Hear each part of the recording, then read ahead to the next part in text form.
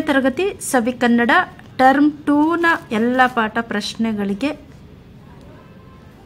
ಉತ್ತರ ಪದಗಳ ಅರ್ಥವನ್ನು ನೋಡೋಣ.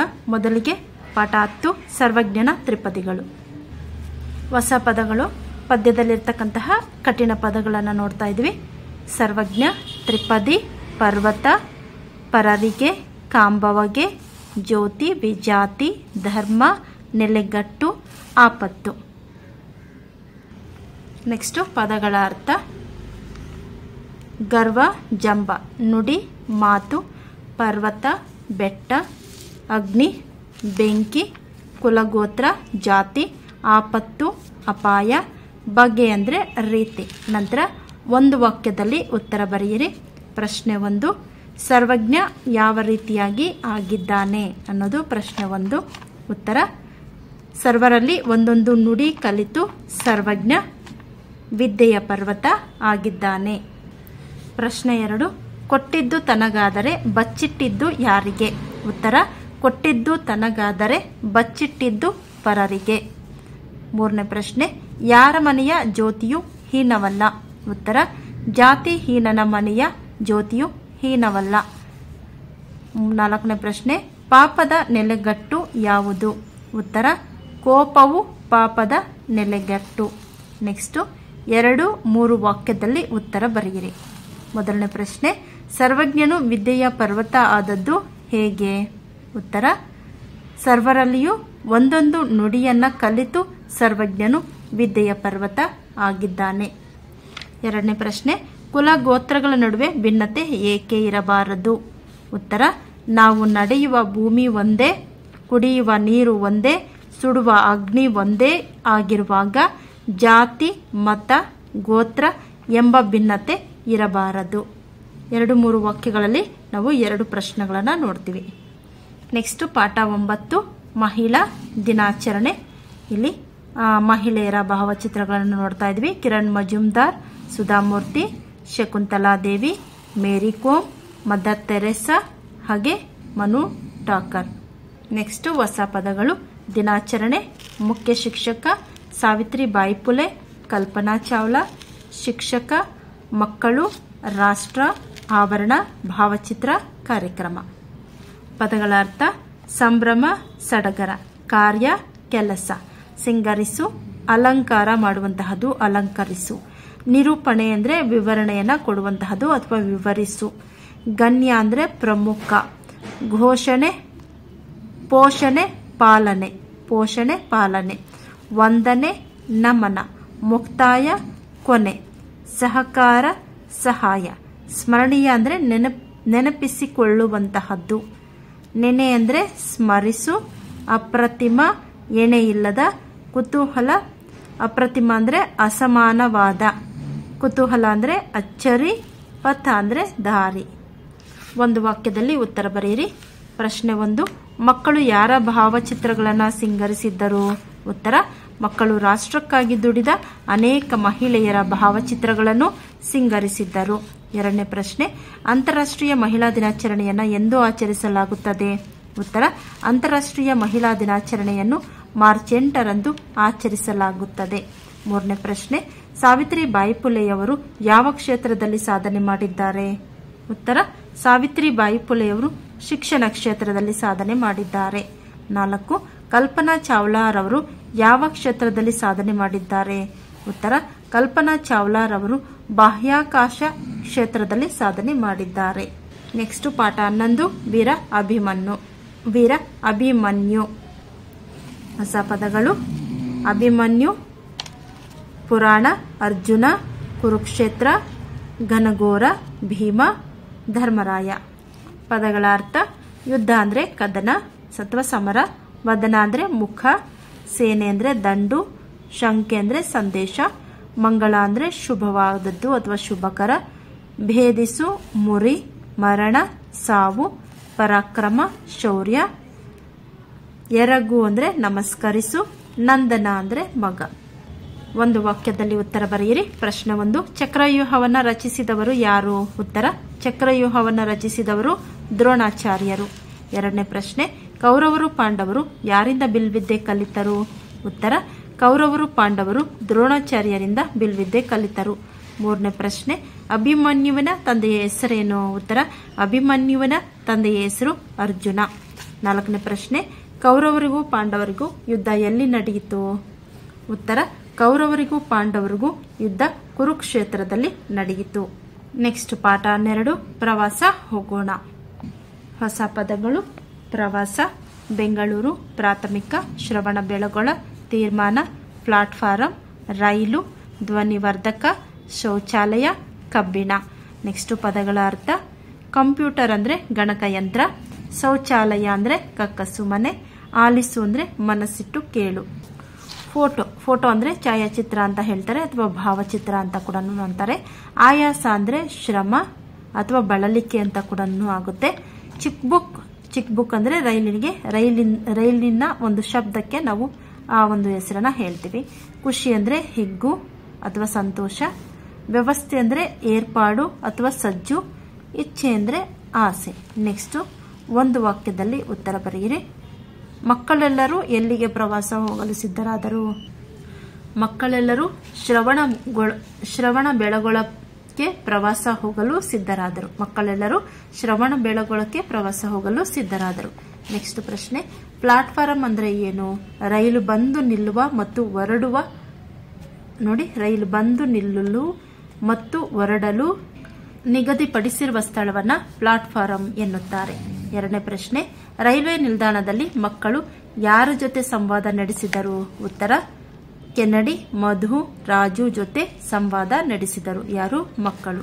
ನೆಕ್ಸ್ಟ್ ನಾಲ್ಕನೇ ಪ್ರಶ್ನೆ, ರೈಲು ಯಾವ ಶಬ್ದ ಮಾಡುತ್ತಾ ಚಲಿಸುತ್ತದೆ? ಉತ್ತರ, ರೈಲು ಚಿಕ್ ಬುಕ್ ಎಂದು ಶಬ್ದ ಮಾಡುತ್ತಾ ಚಲಿಸುತ್ತದೆ. ನೆಕ್ಸ್ಟ್ 2 ಅಥವಾ 3 ವಾಕ್ಯದಲ್ಲಿ ಉತ್ತರ ಬರೆಯಿರಿ. 2 ಪ್ರಶ್ನೆಗಳಿದಾವೆ. ಒಂದನೇ ಪ್ರಶ್ನೆ, ಬೆಳಗೊಳ ಬೆಟ್ಟದಲ್ಲಿ ಮೂರ್ತಿಗಳನ್ನು ನೋಡುತ್ತಿದ್ದರೆ ಭಕ್ತಿ ಏಕೆ ಉಕ್ಕಿ ಬರುತ್ತದೆ? ಉತ್ತರ, ಬೆಳಗೊಳ ಬೆಟ್ಟದಲ್ಲಿ ಮೂರ್ತಿಗಳನ್ನು ನೋಡುತ್ತಿದ್ದರೆ ಭಕ್ತಿ ಉಕ್ಕಿ ಬರುತ್ತದೆ, ಏಕೆಂದರೆ ಮೂರ್ತಿಗಳ ಮುಖದಲ್ಲಿ ಶಾಂತತೆಯ ಭಾವನೆಯು ಎದ್ದು ಕಾಣುತ್ತದೆ. ನೆಕ್ಸ್ಟ್ ಪ್ರಶ್ನೆ 2, ರೈಲು ನಿಲ್ದಾಣದಲ್ಲಿ ಏನೇನು ಸೌಲಭ್ಯಗಳಿರುತ್ತವೆ? ಉತ್ತರ, ಪ್ರಯಾಣಿಕರ ರೈಲು ನಿಲ್ದಾಣದಲ್ಲಿ ಏನೇನು ಸೌಲಭ್ಯಗಳಿರುತ್ತವೆ ಅಂದರೆ, ರೈಲು ನಿಲ್ದಾಣದಲ್ಲಿ ಪ್ರಯಾಣಿಕರ ಅನುಕೂಲಕ್ಕಾಗಿ ವಿಶ್ರಾಂತಿ ಕೊಠಡಿ, ಲಗೇಜ್ ರೂಮ್, ಶೌಚಾಲಯ, ಕುಡಿಯುವ ನೀರು, ಹೋಟೆಲ್ ಇತ್ಯಾದಿ ವ್ಯವಸ್ಥೆಗಳು ಇವೆ. ನೆಕ್ಸ್ಟ್ ಪದ್ಯ 13, ಬಾವಿಯಲ್ಲಿ ಚಂದ್ರ. ಮೊದಲಿಗೆ ಹೊಸ ಪದಗಳು: ಚಂದ್ರ, ತಿಂಗಳು, ಇಣುಕಿದರು, ಬಿಂಬ, ಕೊಕ್ಕೆ, ಹಗ್ಗ, ಹುಣ್ಣಿಮೆ, ಕನ್ನಡಿ, ಲೋಹ, ಸಾಧನೆ. ನೆಕ್ಸ್ಟ್ ಪದಗಳ ಅರ್ಥ: ತಿಂಗಳು ಅಂದರೆ ಚಂದ್ರ, ತಿಂಗಳ ಬೆಳಕು ಅಂದರೆ ಹುಣ್ಣಿಮೆಯ ಬೆಳಕು, ಬಿಂಬ ಅಂದರೆ ನೀರಿನಲ್ಲಿ ಅಥವಾ ಕನ್ನಡಿಯಲ್ಲಿ ಕಂಡಾಗ ಕಾಣುವ ನಮ್ಮ ರೂಪವನ್ನು ನಾವು ಬಿಂಬ ಅಂತ ಹೇಳ್ತೀವಿ. ಕೊಕ್ಕೆ ಅಂದರೆ ಯಾವುದನ್ನಾದರೂ ಹಿಡಿದು ಎಳೆಯಲು ಬಳಸುವ ಲೋಹದ ಅಥವಾ ಮರದ ಸಾಧನಕ್ಕೆ ಕೊಕ್ಕೆ ಅಂತ ಹೇಳ್ತೀವಿ. ರಭಸ ಅಂದರೆ ವೇಗ, ಆಗಸ ಅಂದರೆ ಆಕಾಶ, ಮೆಲ್ಲನೆ ಅಂದರೆ ನಿಧಾನವಾಗಿ ಅಂತ. ನೆಕ್ಸ್ಟ್ ಒಂದು ವಾಕ್ಯದಲ್ಲಿ ಉತ್ತರ ಬರೆಯಿರಿ. ಗೋಪಿ ಪುಟ್ಟು ಬಾವಿಯಲ್ಲಿ ಏನು ನೋಡಿದರು? ಉತ್ತರ, ಗೋಪಿ ಪುಟ್ಟು ಬಾವಿಯಲ್ಲಿ ಚಂದ್ರನನ್ನ ನೋಡಿದರು. ಎರಡನೇದು, ಕೊಕ್ಕೆಯನ್ನ ಏಕೆ ತಂದರು? ಉತ್ತರ, ಕೊಕ್ಕೆಯನ್ನ ಚಂದ್ರನನ್ನ ಮೇಲೆತ್ತಲು ತಂದರು. ನೆಕ್ಸ್ಟ್ ಮೂರನೇ ಪ್ರಶ್ನೆ, ಪುಟ್ಟು ಏಕೆ ಬಿದ್ದನು? ಉತ್ತರ, ಪುಟ್ಟು ಎಳೆತದ ರಭಸಕ್ಕೆ ಬಿದ್ದನು. ನೆಕ್ಸ್ಟ್, ಚಂದ್ರನು ಎಲ್ಲಿದ್ದನು? ಚಂದ್ರನು ಬಾವಿಯಲ್ಲಿದ್ದನು. ಐದನೇ ಪ್ರಶ್ನೆ, ತಾಯಿಗೆ ಪುಟ್ಟು ಏಕೆ ಅಂಜಿದನು? ಉತ್ತರ, ಅಮ್ಮಗೆ ಗೊತ್ತಾದರೆ ನಾ ಕೆಟ್ಟೆ ಎಂದು ಪುಟ್ಟು ಅಂಜಿದನು. 2-3 ವಾಕ್ಯಗಳಲ್ಲಿ ಉತ್ತರ ಬರೆಯಿರಿ. ಪ್ರಶ್ನೆ 1, ಬಾವಿಯಲ್ಲಿ ಚಂದ್ರನ ಬಿಂಬ ನೋಡಿದಾಗ ಪುಟ್ಟು ಏನು ಮಾಡಿದನು? ಉತ್ತರ, ಬಾವಿಯಲ್ಲಿ ಚಂದ್ರನ ಬಿಂಬವನ್ನು ಕಂಡು ಚಂದ್ರನು ಬಾವಿಗೆ ಬಿದ್ದನು ಎಂದು ಅಯ್ಯೋ ಪಾಪ ಎನ್ನುತ್ತಾ ಮೇಲಕ್ಕೆ ಎತ್ತಬೇಕೆಂದು ಕೊಕ್ಕೆಯನ್ನು ಹುಡುಕಿದರು, ಹಗ್ಗವನ್ನು ಇಳಿಸಿದರು. 2ನೇ ಪ್ರಶ್ನೆ, ಬಾವಿಗೆ ಕೊಕ್ಕೆ ಇಳಿಸಿ ಎಳೆದಾಗ ಏನಾಯಿತು? ಉತ್ತರ, ಬಾವಿಗೆ ಕೊಕ್ಕೆ ಇಳಿಸಿ ಎಳೆದಾಗ ಹಗ್ಗವು ಕೊಕ್ಕೆಯಲ್ಲಿ ಸಿಕ್ಕಿದಾಗ ಚಂದ್ರನು ಸಿಕ್ಕೇ ಸಿಕ್ಕ ಎಂದು ರಭಸದಿಂದ ಎಳೆದಾಗ ಎಳೆತದ ರಭಸಕ್ಕೆ ಪುಟ್ಟುವು ಬಿದ್ದನು. ನೆಕ್ಸ್ಟ್ ಪಾಠ 14, ಹುತಾತ್ಮ ಬಾಲಕ. ಹೊಸ ಪದಗಳು: ಹುತಾತ್ಮ ಬಾಲಕ, ಭಾರತ ಮಾತೆ, ಹೋರಾಟ, ಬ್ರಿಟಿಷರ, ತ್ಯಾಗ, ವಿದ್ಯಾರ್ಥಿ, ಜ್ವಾಲಾಮುಖಿ, ಹುಬ್ಬಳ್ಳಿ, ಗಾಂಧೀಜಿ, ಸ್ವರಾಜ್ಯ, ಚಿರಸ್ಥಾಯಿ, ಸ್ವಾತಂತ್ರ್ಯ. ಪದಗಳ ಅರ್ಥ: ತ್ಯಾಗ ಅಂದರೆ ಬಿಡುವುದು, ಚತುರ, ಜಾಣ, ಹೇಡಿ ಹಂಜುಬುರುಕ, ಕಾಂತಿ ಬೆಳಕು, ಆಗಮನ ಬರುವುದು, ಹರಸು ಆಶೀರ್ವದಿಸು, ಸುಳಿವು ಕುರುಹು, ಪ್ರತಿಭಟನೆ ವಿರೋಧ, ತಾರಕ ಸ್ವರ ಜೋರಾಗಿ, ಮೃತ್ಯು ಸಾವು. ಈಗ ಒಂದು ವಾಕ್ಯದಲ್ಲಿ ಉತ್ತರಿಸಿ, ಒಂದೊಂದು ವಾಕ್ಯದಲ್ಲಿ ಉತ್ತರಿಸಿ ಅನ್ನೋ ಪ್ರಶ್ನೆಗಳಿಗೆ ಉತ್ತರ. ಒಂದನೇ ಪ್ರಶ್ನೆ, ಬ್ರಿಟಿಷರಿಗೆ ಭಾರತವನ್ನು ಬಿಟ್ಟು ತೊಲಗಿ ಎಂದು ಎಚ್ಚರಿಕೆ ಕೊಟ್ಟವರು ಯಾರು? ಉತ್ತರ, ಬ್ರಿಟಿಷರಿಗೆ ಭಾರತವನ್ನು ಬಿಟ್ಟು ತೊಲಗಿ ಎಂದು ಎಚ್ಚರಿಕೆ ಕೊಟ್ಟವರು ಗಾಂಧೀಜಿಯವರು. ಎರಡನೇ ಪ್ರಶ್ನೆ, ಹುಬ್ಬಳ್ಳಿಯ ಜನತೆಗೆ ಪ್ರಮುಖವಾಗಿದ್ದ ದಿನ ಯಾವುದು? ಉತ್ತರ, 1942 ಆಗಸ್ಟ್ 15ರಂದು ಹುಬ್ಬಳ್ಳಿಯ ಜನತೆಗೆ ಪ್ರಮುಖವಾಗಿದ್ದ ದಿನ. ಮೂರನೇ ಪ್ರಶ್ನೆ, ನಾರಾಯಣನ ತಾಯಿ ಏನೆಂದು ಮಗನನ್ನು ಹರಸಿದಳು? ಉತ್ತರ, ನಾರಾಯಣನ ತಾಯಿ ಮಗನನ್ನು ದೇವರು ನಿನಗೆ ಒಳ್ಳೆಯದು ಮಾಡಲಿ ಎಂದು ಹರಸಿದಳು. ನಾಲ್ಕನೇ ಪ್ರಶ್ನೆ, ನಾರಾಯಣನು ಕೂಗಿದ ಘೋಷಣೆ ಯಾವುದು? ಉತ್ತರ, ನಾರಾಯಣನು ಕೂಗಿದ ಘೋಷಣೆ ಬ್ರಿಟಿಷರೇ ಭಾರತ ಬಿಟ್ಟು ತೊಲಗಿ ಎಂಬುದು. ಐದನೇ ಪ್ರಶ್ನೆ, ಸಾವಿನ ಅಂಚಿನಲ್ಲಿದ್ದ ಬಾಲಕ ಏನನ್ನ ಹೇಳಿದ ಅಥವಾ ಕೇಳಿದ? ಉತ್ತರ, ಸಾವಿನ ಅಂಚಿನಲ್ಲಿದ್ದ ಬಾಲಕ ತನ್ನ ನೋವನ್ನು ಮರೆತು ಸ್ವರಾಜ್ಯ ಬೇಕು ಎಂದು ಕೇಳಿದ.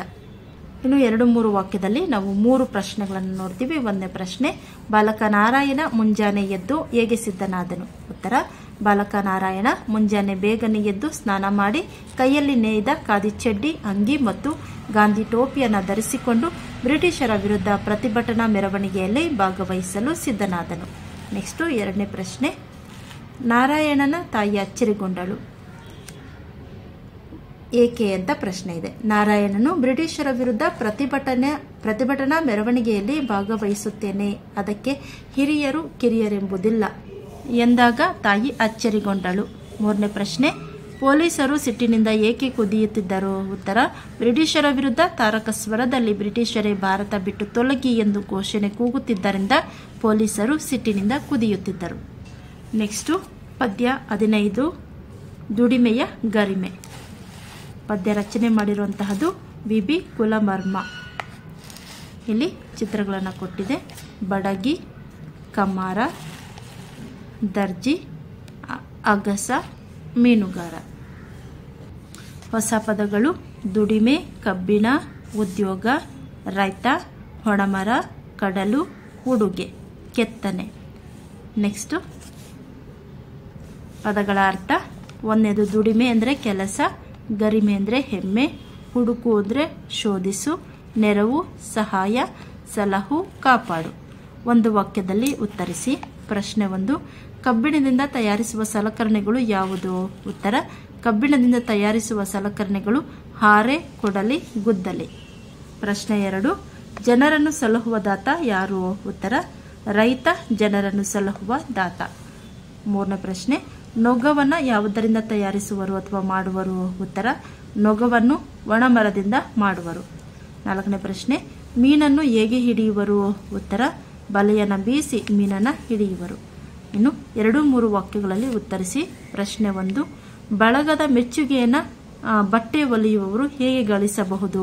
ಉತ್ತರ, ಬಟ್ಟೆಯನ್ನು ಚೆನ್ನಾಗಿ ಹೊಲಿಯುವುದರ ಮೂಲಕ ಬಳಗದ ಮೆಚ್ಚುಗೆಯನ್ನು ಗಳಿಸಬಹುದು.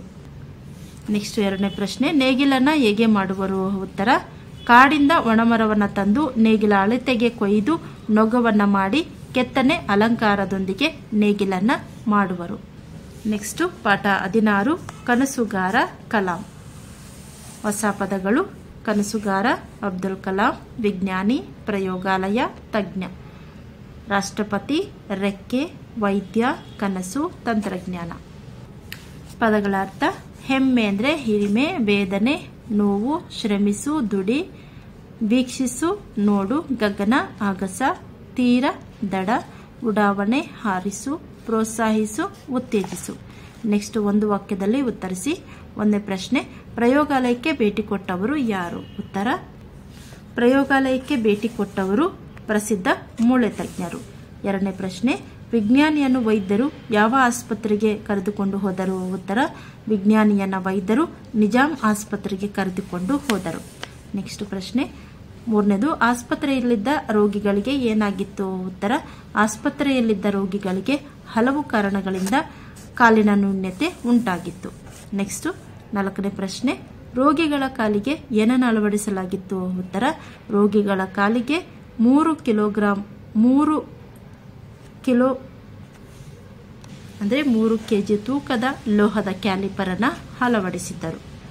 5 ಪ್ರಶ್ನೆ 5 ಅಬ್ದುಲ್ ಕಲಾಂ ರವರ ತಂದೆ ತಾಯಿಯ ಹೆಸರೇನು? ಉತ್ತರ ಅಬ್ದುಲ್ ಕಲಾಂ ರವರ ತಂದೆ ಜೈನುಲಬ್ದಾನ್ ಮರಕಯ್ಯ, ತಾಯಿ ಆಶಿಯಮ್ಮ. 6ನೇ ಪ್ರಶ್ನೆ ಕಲಾಂ ರವರ ಆತ್ಮಕಥನದ ಹೆಸರೇನು? ಉತ್ತರ ಕಲಾಂ ರವರ ಆತ್ಮಕಥನದ ಹೆಸರು ಅಗ್ನಿ ರೆಕ್ಕೆಗಳು. ನೆಕ್ಸ್ಟ್ 2-3 ವಾಕ್ಯದಲ್ಲಿ ಉತ್ತರ ಬರೆಯಿರಿ. ಪ್ರಶ್ನೆ 1 ವೈದ್ಯರ ಹೃದಯ ತುಂಬಿ ಬಂದಿತು ಏಕೆ? ಉತ್ತರ ನಿಜಾಮ್ ಆಸ್ಪತ್ರೆಯಲ್ಲಿ ಹಲವಾರು ರೋಗಿಗಳು ಹಲವು ಕಾರಣಗಳಿಂದ ಕಾಲಿನ ನ್ಯೂನ್ಯತೆಗೆ ಒಳಗಾಗಿದ್ದರು. ಕಾಲಿಗೆ ಸುಮಾರು 3 kg ತೂಕದ ಕ್ಯಾಲಿಪರ್ ಅಳವಡಿಸಿದ್ದರಿಂದ ಕಾಲನ್ನು ಎತ್ತಿ ಇಡಲು ಕಷ್ಟಪಡುತ್ತಿರುವುದನ್ನು ಕಂಡು ಇವರ ಕಷ್ಟವನ್ನು ನಿವಾರಿಸಲು ನಮ್ಮಿಂದ ಸಾಧ್ಯವಿಲ್ಲವೇ ಎಂದು ವೈದ್ಯರ ಹೃದಯ ತುಂಬಿ ಬಂತು. 2ನೇ ಪ್ರಶ್ನೆ ಕಲಾಂ ಬಾಲ್ಯದಲ್ಲಿ ಯಾವ ಕನಸನ್ನು ಕಾಣುತ್ತಿದ್ದರು? ಉತ್ತರ ಕಲಾಂ ಬಾಲ್ಯದಲ್ಲಿ ಮುಂದೊಂದು ದಿನ ನಾನು ಆಕಾಶದಲ್ಲಿ ಹಕ್ಕಿಗಳಂತೆ ಹಾರಾಡುತ್ತೇನೆ ಎಂದು ಕನಸು ಕಾಣುತ್ತಿದ್ದರು. 3ನೇ ಪ್ರಶ್ನೆ ಕಲಾಂ ಅವರಿಗೆ ಬಂದ ಪ್ರಶಸ್ತಿಗಳು ಯಾವ್ಯಾವು? ಉತ್ತರ ಕಲಾಂ ರವರಿಗೆ ಅವರ ಸಾಧನೆಯನ್ನು ಗಮನಿಸಿ ಜಗತ್ತಿನ ಸುಮಾರು 20ಕ್ಕೂ ಹೆಚ್ಚು ವಿಶ್ವವಿದ್ಯಾನಿಲಯಗಳು ಗೌರವ ಡಾಕ್ಟರೇಟ್ ಭಾರತ ರತ್ನ ಪ್ರಶಸ್ತಿಯನ್ನು ನೀಡಿ ಗೌರವಿಸಿದೆ. ಇನ್ನು ಪಾಠಕ್ಕೆ ಸಂಬಂಧಪಟ್ಟಂತೆ ಭಾಷಾಭ್ಯಾಸವನ್ನು ಅಂದರೆ ವ್ಯಾಕರಣವನ್ನು ನಾವು ಪಠ್ಯಪುಸ್ತಕದಲ್ಲಿ ನೋಡೋಣ.